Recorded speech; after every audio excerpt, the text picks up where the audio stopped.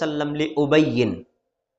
আনাস ইবনে মালিক রাদিয়াল্লাহু তাআলা আনহু বলেন, রাসূল সাল্লাল্লাহু আলাইহি সাল্লাম উবাই ইবনে কাব রাদিয়াল্লাহু আনহুকে বললেন। উবাই ইবনে কাব কে? তিনিও রাসূলের একজন সাহাবী। কি বললেন শুনেন।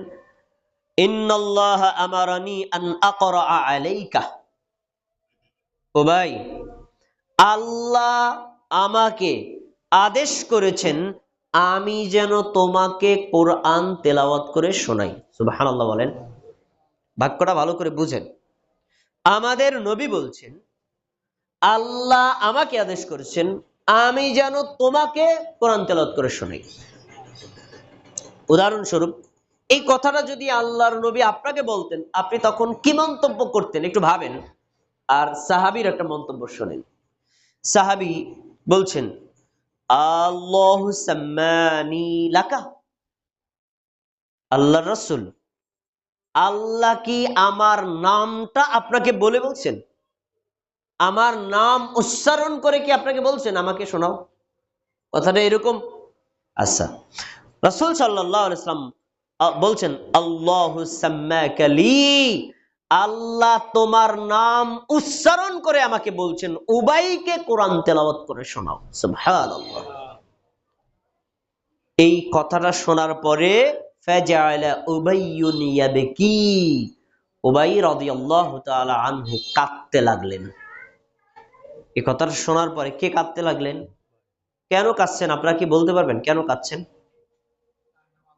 আমি উদাহরণ দিয়ে বুঝাই তাহলে বুঝবেন। আমার একটা ছেলে আছে, ছেলেটা হারায় গেছে, বহু তল্লাশি করে পাই না। 20 বছর পরে ছেলেটা আসছে, পরে নিশ্চিত হলে জানতে পারলাম এটা আমার ছেলে। এখন ছেলেটাকে পাওয়ার পরে আমরা কি হাসি না কাঁদি? কাঁদবেন কেন? কাঁদবেন কেন? আপনি হাসবেন। খুশি না?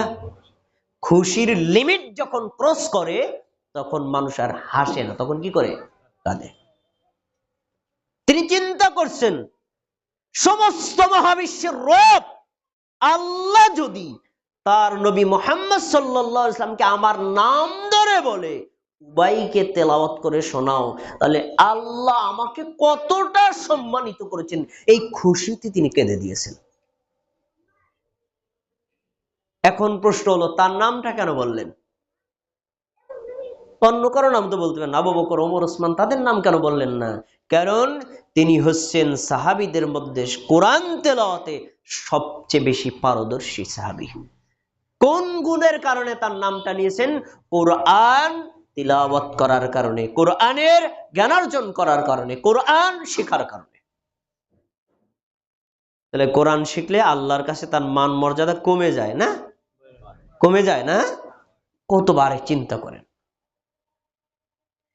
এরপরে কোরআন আপনার জন্য হবে একজন চিরসঙ্গী, কবরেও সঙ্গী, জাহান্নাম থেকে বাঁচানোর সঙ্গী, জান্নাতেরও সঙ্গী, যার অপর শব্দ হলো শাফাআতকারী, সুপারিশকারী।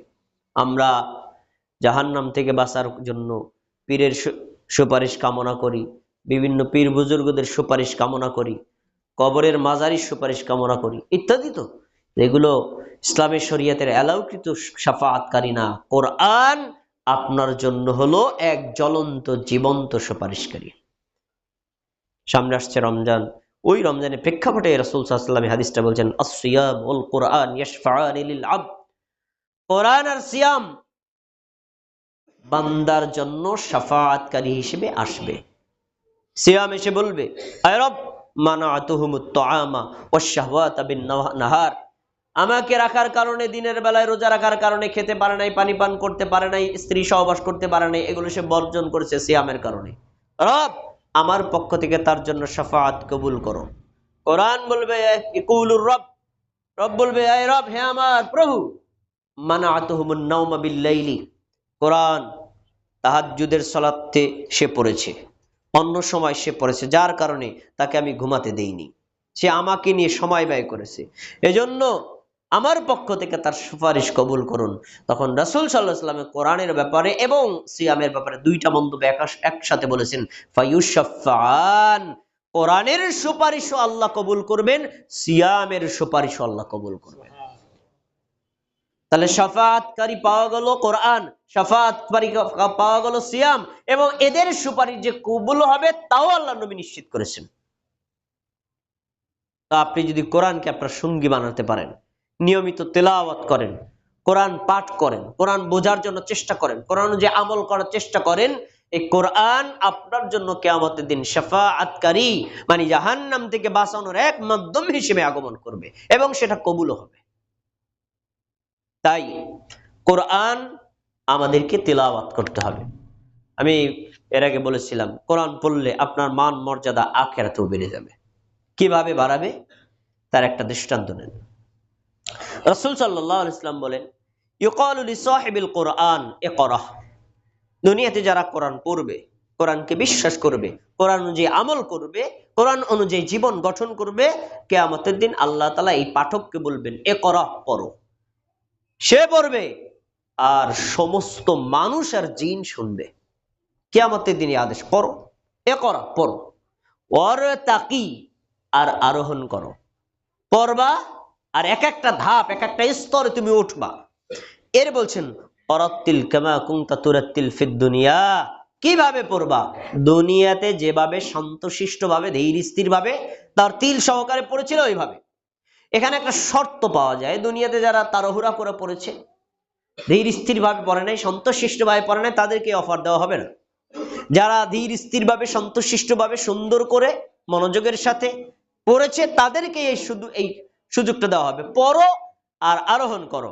এরপর বলছেন ওয়ারাত্তিল কামা কুনতা তুরাত্তিল ফিদ দুনিয়া ফাইন্না মানজিলা ইনদা আখিরি আয়াতিন তাকরাহুহা। তুমি পড়তে থাকবা, পড়তে পড়তে যেই আয়াতে গিয়ে তোমার পড়া শেষ ওইখানেই তোমার জান্নাতের থাকার স্থান। সুবহানাল্লাহ। তো একজন ব্যক্তি যদি কোরআনের শুরু থেকে শেষ পর্যন্ত প্রত্যেকটা আয়াত পড়ে, এক একটা আয়াত পড়বে, এক একটা স্তর চেয়ে আরোহণ করবে। কোরআনে কয়টা আয়াত আছে? কয়টা আয়াত আছে? 6666টা। এই যে 6666টা, এটা আছে হলো হুজুরদের মুখে, গুনলে মিলবে না। এটা শুধু হুজুরদের মুখে আছে, গুনলে মিলাইতে পারবে না, কোনোদিনও মিলবে না। মিলায়া দেখেন 6236টি আয়াত, 6236টি আয়াত। আপনি একটা আয়াত পড়বেন, এক একটা স্তরে উঠবেন। আপনি যদি সব কোরআনের আয়াতগুলো পড়েন, বিশ্বাস করেন, ওই অনুযায়ী আমল করেন, তাহলে আপনি 6236টা স্তরে গিয়ে জান্নাতে অবস্থান করতে পারবেন। সুবহানাল্লাহ। আখিরাতে কোরআন পড়ার কারণে মান মর্যাদা কমছে না বাড়ছে? তাহলে কোরআনের সাথে সম্পৃক্ত থাকলে আল্লাহ আখিরাতেও আপনার মান মর্যাদা বাড়িয়ে দিবেন। এমন সময় বাড়াবেন যেদিন আদম থেকে একদম কিয়ামতের আগ পর্যন্ত প্রত্যেকটা মানুষ আপনার মান সম্মান দেখবে। ভাইরা আমার, মৃত্যুর পর কবরেও যে কোরআন পড়ে তার মান মর্যাদা বেশি থাকে। একটা দলিল নেন। রাসূল সাল্লাল্লাহু আলাইহি ওয়াসাল্লাম বদরের যুদ্ধে সাহাবীদেরকে নিয়ে অংশগ্রহণ করেছিলেন। উহুদের যুদ্ধে সাহাবীদের নিয়ে অংশগ্রহণ করেছিলেন। তো উহুদের যুদ্ধে প্রায় 70 জন সাহাবী মৃত্যুবরণ করেছিলেন, শাহাদাত বরণ করেছিলেন। তো যখন 70 জন লোক মারা যাবে, তখন তো এক একজন আলাদা করে কবর খনন করে কবর দেওয়া মুশকিল। তখন রাসূল সাল্লাল্লাহু আলাইহি ওয়াসাল্লাম বড় করে কবর খনন করতে বলছেন, এক একটা কবরে 10 জন 20 জন করে রাখার জন্য। তো যখন কবর খনন করা হয়ে গেছে, লাশ রাখবে, তখন আমাদের নবী বলেছিলেন যে কবরে যখন লাশগুলো রাখবা, যে কোরআন সবচেয়ে বেশি জানে তাকে কিবলার দিকে দেবা। যে কোরআন সবচেয়ে বেশি জানে তাকে দিবা সবার সামনে, আর কম যে জানবে তাকে দেবা পেছনে। কবরে তার মান মর্যাদা বাড়ছে না কমছে? সামনে দেওয়া হলো কেন? কোরআন বেশি জানে তাই, কোরআনের সাথে সম্পৃক্ত বেশি তাই, কোরআন তেলাওয়াত করে বেশি তাই, কোরআনের জ্ঞান অর্জন করেছে বেশি তাই। তার রাসূল সাল্লাল্লাহু আলাইহি ওয়াসাল্লামের আদেশ অনুযায়ী কোরআনে রাখার যে মান, সেই ক্ষেত্রেও কোরআনের পাঠকের মান মর্যাদা বেশি। আরেকটি হাদিস দেখেন। রাসূল সাল্লাল্লাহু আলাইহি ওয়াসাল্লাম বলেছেন যে মানুষ মারা যাওয়ার পর কবরে যখন রাখা হয়, যারা কবরে মাটি দেয়, দাফন করে, তখন প্রথম ব্যক্তি 40 কদম যাওয়ার পর ওই মৃত ব্যক্তির দেহে রূহ ফেরত দিয়ে তাকে বসানো হয়, তারপরে তাকে প্রশ্ন করা হয়। কয়টা প্রশ্ন করা হয় এটা কি আপনাদের জানা আছে? কয়টা প্রশ্ন করা হয়? 3টা, তাই না? কিন্তু জেনে রাখেন, কাফের, মুশরিক, মুনাফিকদের প্রশ্ন করা হয় 3টা, কিন্তু মুমিনকে করা হয় 4টা। মুমিনকে 4টা প্রশ্ন করা হয়। প্রশ্নগুলো আপনারা জানেন, উত্তর জানেন, এটা আমার আলোচ্য বিষয় না। তো যখন একজন মুমিনকে ফেরেশতা এসে 3টা প্রশ্ন করবে, মান রব্বুকা, তোমার রবকে, তখন সে বলবে রব্বি আল্লাহ। তোমার ওমা দীনুকা, তোমার ধর্ম কি? তখন সে বলবে দীনিয়াল ইসলাম, আমার ধর্ম ইসলাম। ওমান নবিয়ুকা, তোমার নবীকে? তখন সে বলবে নবিয়ুনা মুহাম্মদ সাল্লাল্লাহু আলাইহি সাল্লাম। এই 3টা প্রশ্নের উত্তর যখন বলবে, তখন ওই ফেরেশতা খুশি হয়ে তাকে 4র্থ প্রশ্ন করবে। এই প্রশ্নটার কোনো ঠেকানোর জন্য না, আটকানোর জন্য না, এটা হলো খুশি হয়ে করবে।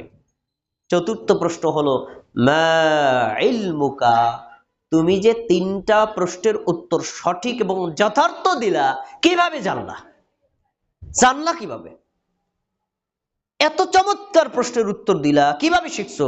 আমরাও তো অনেক সময় কারো ইন্টারভিউ নেওয়ার সময় যখন 10টা প্রশ্নকে 10টারই উত্তর দিই, তখন জিজ্ঞেস করি তুমি কোন স্কুলে পড়ছো। আচ্ছা, এইটা কি ইন্টারভিউর প্রশ্নের অংশ? না, এটা হলো তার পারফরমেন্সে খুশি হয়ে তাকে প্রশ্ন করা। ঠিক একই কথা, যখন 3টা প্রশ্নের উত্তর 100তে 100 নম্বর পেল, তখন তাকে কাউন্টার জিজ্ঞেস করা হচ্ছে মা ইলমুকা, হে মুমিন বান্দা, কিভাবে জানলা, এত চমৎকার উত্তর দিলা? তখন তার উত্তরটাকে শোনেন, ক্বরাআতু কিতাবাল্লাহ। আমি কেন চমৎকার ভাবে বলতে পেরেছি? আমি আল্লাহর কিতাব পড়েছি। শোনার উপর নির্ভর করে নয়, ক্বরাআতু কিতাবাল্লাহ, আমি আল্লাহর কিতাব পড়েছি। ওয়া সাদ্দাকতু বি, আল্লাহ তার কিতাবে যা বলেছেন এটাকে আমি সত্যায়ন করেছি, এই জন্য আমি যথার্থ উত্তর দিতে পেরেছি। সুবহানাল্লাহ। এরপরে রাসূলের হাদিস হলো, যখন উত্তর সঠিক পাওয়া গেল, তখন মুনাদিন ফিস সামা, আসমান থেকে একজন বলবেন আন সাদাকা আবদি, আমার বান্দা সঠিক উত্তর দিয়েছে, আমার বান্দাকে জান্নাতের পোশাক পরায় দাও, আমার বান্দার জন্য জান্নাতের বিছানা বিছায় দাও, আমার বান্দার দৃষ্টি যত দূর যায় কবরকে তত দূর প্রশস্ত করে দাও। এখন এই যে কথাগুলো বললেন আসমান থেকে, তিনি কে? আর আমরা বলি আল্লাহ আছে সব জায়গায়। এখানেও একই কথা, আসমান থেকে আল্লাহ বলবেন আন সাদাকা আবদি, আমার বান্দা সত্য বলেছে। তাহলে আল্লাহ কোথায় আছে? আসমানের উপরে। আমি হাদিসটা বলেছি কেন? দেখেন, কোরআনের জ্ঞান অর্জন করলে, কোরআন পড়লে, কোরআন বুঝলে, কবরেও তার মান মর্যাদা বেশি। তাই আমাদের প্রত্যেকের উচিত হবে কোরআন সম্পর্কে জ্ঞান অর্জন করা, কোরআন পড়া, কোরআন বোঝা, কোরআন অনুযায়ী জীবন গঠন করা। কোরআনের আয়াতগুলো শান্তশিষ্টভাবে তার তিল সহকারে পড়বেন এবং কোরআনের আয়াতগুলো অর্থ বোঝার চেষ্টা করবেন। আর অর্থ এবং ব্যাখ্যা বোঝার ক্ষেত্রে অবশ্যই সালাফদের মানহাজ অনুযায়ী বোঝার চেষ্টা করবেন। সালাফদের মানহাজের বাইরে গিয়ে কোনো মানুষের ব্যাখ্যা, ভ্রান্ত ব্যক্তিদের ব্যাখ্যা এবং তাদের যুক্তি যদি আপনি বুঝেন, কোরআনকে কোরআনের মতো শিখতে পারবেন না।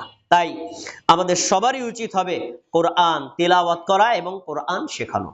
রাসূল সাল্লাল্লাহু আলাইহি ওয়াসাল্লামের একটি সাহাবীদের যে কর্ম, ইমাম বুখারী রাহিমাহুল্লাহ কিতাবুল ঈমানের মধ্যে এনেছেন। তিনি বলেছেন ওয়াকাত্তা আলামা আসহাবুন নবী সাল্লাল্লাহু আলাইহি ওয়াসাল্লাম বা'দা কাবিরা সিন্নিহিম।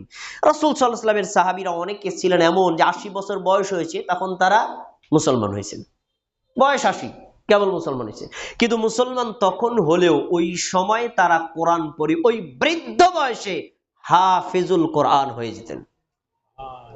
ওই বয়সেও তারা, বৃদ্ধ বয়সেও তারা কোরআন শিখতেন।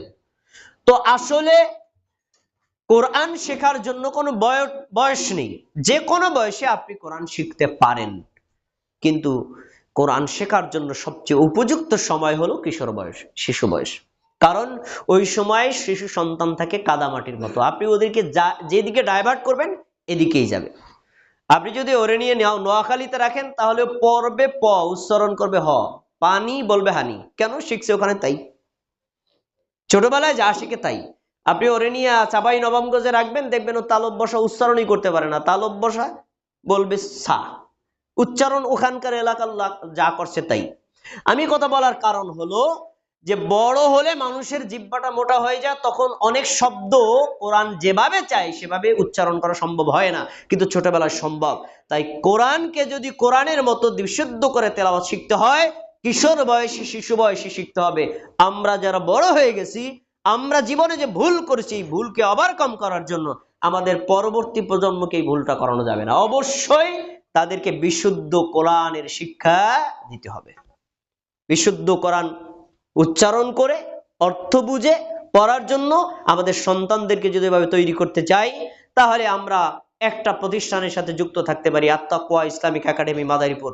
আপনাদের আলহামদুলিল্লাহ অনেকে সন্তান দিয়েছেন, এদের ক্লাস শুরু হয়ে গেছে। এখনো যাদের সন্তান ভর্তি বাকি আছে তাদেরকে একটু অনুরোধ করি, এই কোরআনকে কোরআনের মতো, হাদিসকে হাদিসের মতো, আকীদাকে আকীদার মতো, ইসলামকে ইসলামের মতো বোঝার জন্য যদি চান, তাহলে এই প্রতিষ্ঠানের সাথে আপনার সন্তানকে যুক্ত রাখেন, যাতে আপনার সন্তান কোরআন এবং হাদিস এটা বিশুদ্ধ করে শিখতে পারে, ঈমান ইসলামের উপর অটল থাকতে পারে। আল্লাহ আমাদের সবাইকে কোরআনের সাথে সম্পৃক্ত থাকার তৌফিক দান করুন। আমিন।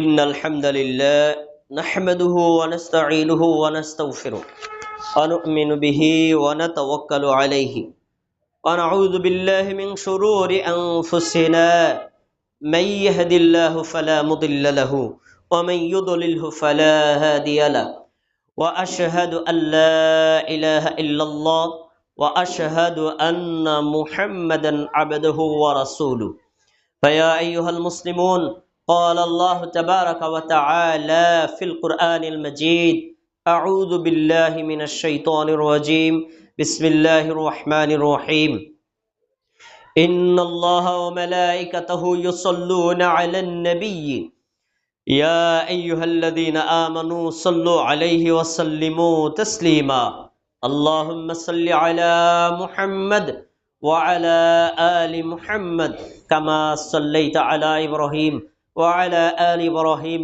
إنك حميد مجيد اللهم بارك على محمد وعلى آل محمد كما باركت على إبراهيم وعلى آل إبراهيم إنك حميد مجيد وارض اللهم عن الصحابة أجمعين خصوصا منهم الخلفاء الراشدين منهم أبي بكر عمر وعثمان وعلي رضي الله تعالى عنهم وعن التابعين ومن تبعهم إلى يوم الدين আল্লাহ আপনি আমাদের জুমার খুতবাকে কবুল করে নিন, আমাদের জুমার সালাতকে কবুল করে নিন, আমাদের ফরজ আমলগুলোকে কবুল করে নিন, আমাদের নফল আমলগুলোকে কবুল করে নিন।